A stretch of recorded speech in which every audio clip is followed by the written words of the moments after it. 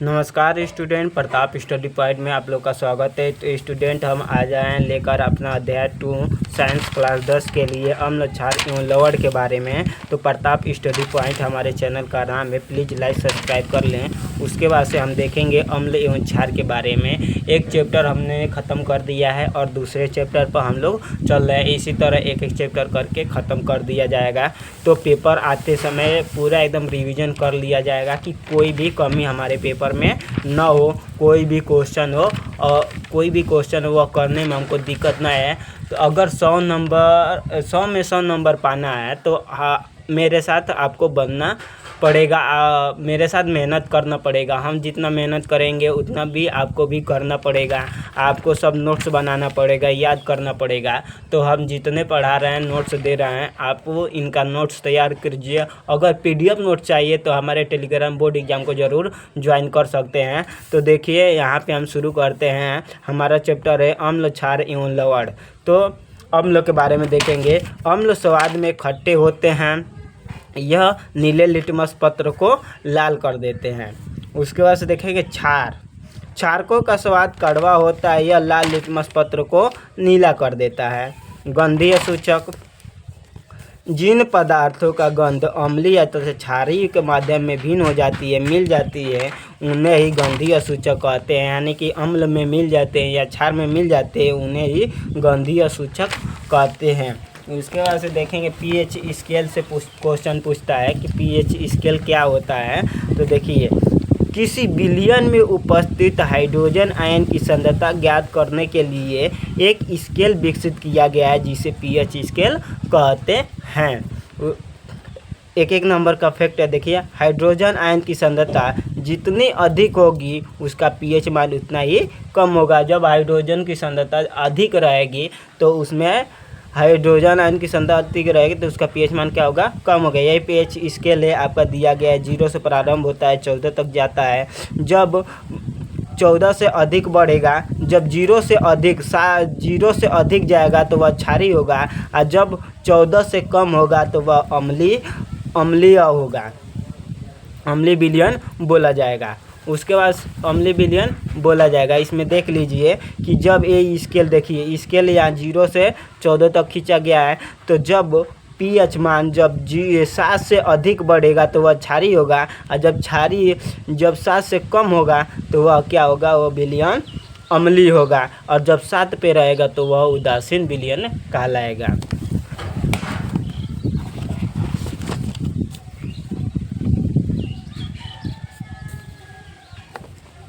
जैसे एक नंबर में क्वेश्चन पूछ लिया जाता है। जब विलयन का मान 7 होगा तो वह कौन सा विलयन होगा, उदासीन विलयन होगा। जब विलयन का मान 7 से कम होगा तो वह अम्लीय विलयन कहलाएगा, और जब विलयन का मान 7 से अधिक होगा तो वह क्षारीय विलयन कहलाएगा। जब आपको विलयन का मान दे दे कि अगर 7 से कम हो, जैसे 2.4 हो, 4.2 हो, 7.5.2 हो, 6.2 हो, तो ये क्या होगा, जब 7 से कम होगा तो ये क्या होगा ये क्या होगा कि यह अम्लीय विलयन कहलाएगा। अब जब 7 से अधिक बढ़ेगा तो वह क्या कहेगा, क्षारीय विलयन कहलाएगा। आप लोग समझ गए होंगे। कुछ पदार्थों का पीएच मान दिया गया है जो 1 नंबर में क्वेश्चनों में पूछ लिए जाते हैं, जो हम यहाँ पे लिखा गया है। तो देख लीजिए कि जठर रस जो हमारे पेट में मिलता है, एक रस स्रावित होता है भोजन में, वहाँ जठर रस मिलता है, उसका पीएच मान होता है 1.2 लगभग। नींबू का रस, जब नींबू का रस घोलते हैं, जब नींबू डालकर अगर रस घोलते हैं उसमें नींबू डाल देते हैं तो उसका पीएच मान होता है 2.2 लगभग। शुद्ध जल का पीएच मान, शुद्ध जल जो पीते हैं हम लोग का, उसका पीएच मान होता है 7।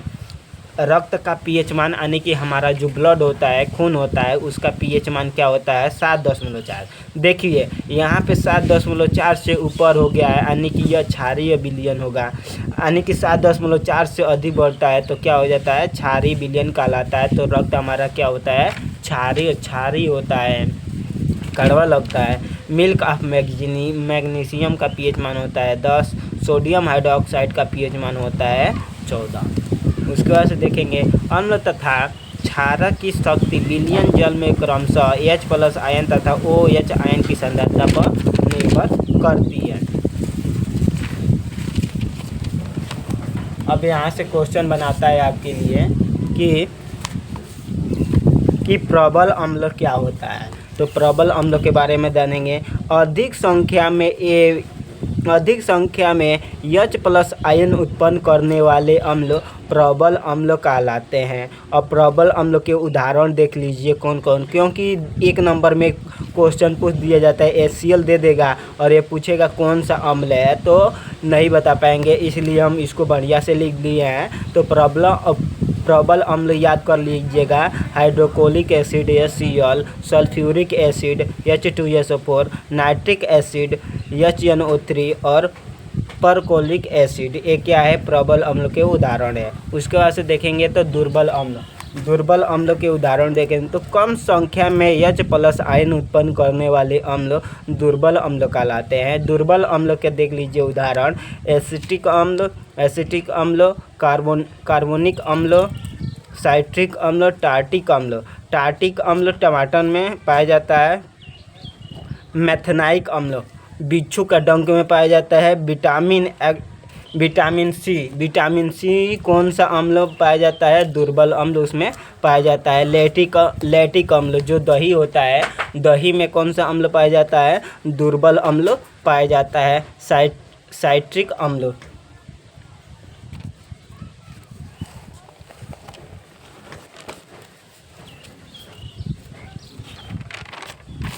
उसके बाद से देखेंगे और क्वेश्चन है 1 नंबरों में जो क्वेश्चन पूछे जाते हैं कि हमारा शरीर 7.0 से 7.8 के बीच pH परास के बीच कार्य करता है। अम्लीय वर्षा क्या होता है, वर्षा के जल की pH मान जब 5.6 से कम हो जाती है तो वह अम्लीय वर्षा कहलाती है। जब वर्षा होती है और उसका pH मान 5.6 से कम हो जाती है तो वह क्या कहलाती है, अम्लीय वर्षा कहलाती है।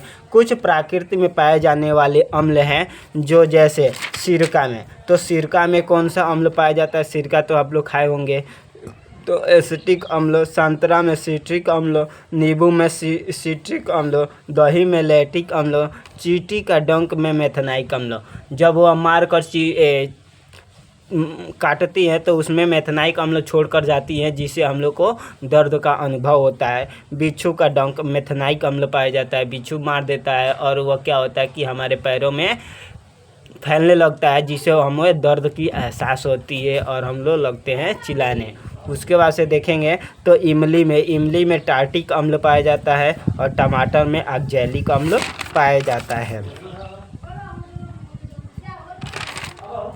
उसके बाद से 1 नंबर में क्वेश्चन पूछे तो प्रबल अम्ल एवं प्रबल क्षारक के लवण का pH मान 7 होता है। प्रबल अम्ल एवं दुर्बल क्षारक के लवण का pH मान 7 होता है। तो दोस्तों आप लोग समझ गए